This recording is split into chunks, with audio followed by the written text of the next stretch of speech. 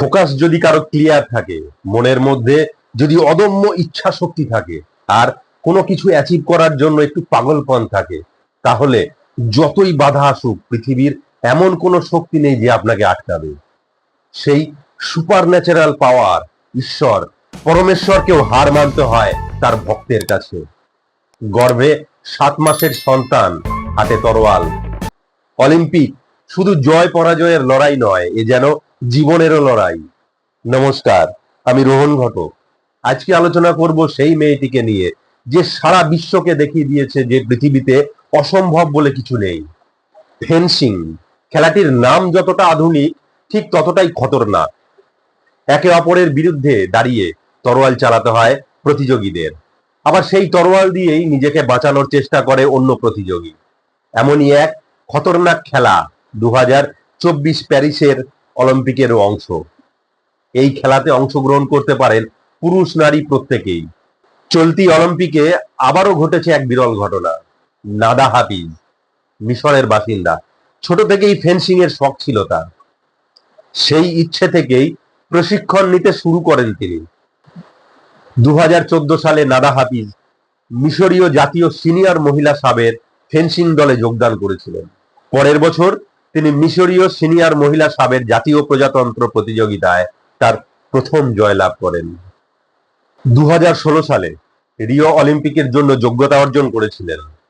2021 সালে তিনি আবার অলিম্পিকে একটি স্থান অর্জন করেছিলেন। বছরের পর বছর ধরে তিনি 2018 আফ্রিকান জোনাল চ্যাম্পিয়নশিপে রূপোর পদক এবং 2014 এবং 2019 সালে ব্রোঞ্জ পদক অর্জন করেছিলেন।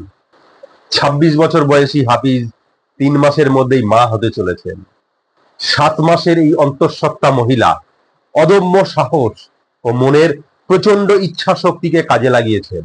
মার্কিন যুক্তরাষ্ট্রের এলিজাবেথ টার্তাকোভস্কির বিরুদ্ধে মহিলাদের ব্যক্তিগত ফেন্সিং ইভেন্টে নিজের প্রথম ম্যাচ 15-13 জিতেছিলেন। এরপর তিনি 16 রাউন্ডে দক্ষিণ কোরিয়ার জিয়ন হাইয়ং এর মুখোমুখি হয়েছিলেন ঠিকই, তবে শেষ পর্যন্ত পরাজয়ের মুখোমুখি হতে হয়েছিল হাফেজকে। ভাবুন তো একবার সেই মুহূর্ত, তার মেন্টালি সিচুয়েশন। আপনি সেই সিচুয়েশনে থাকলে কি করতেন? কমেন্ট বক্সে কমেন্ট করে জানাবেন। শেষ 16 রাউন্ডে পেরে ওঠেননি তিনি, কেঁদে ফেলেন ফেন্সার নাদা। নিজেই তিনি সংবাদ মাধ্যমকে জানান, লড়াইয়ে আপনারা 2 জন খেলোয়াড়কে দেখেছেন, আসলে আমরা 3 জন ছিলাম। আমি, আমার প্রতিদ্বন্দ্বী ও আমার ছোট্ট সন্তান যে এখনো পৃথিবীতে আসেনি। আমার বাচ্চা এবং আমি দুজনেই আমাদের মুখোমুখি হওয়া চ্যালেঞ্জের ন্যায্য অংশীদার ছিলাম, তা শারীরিক এবং মানসিক উভয়ই হোক না কেন।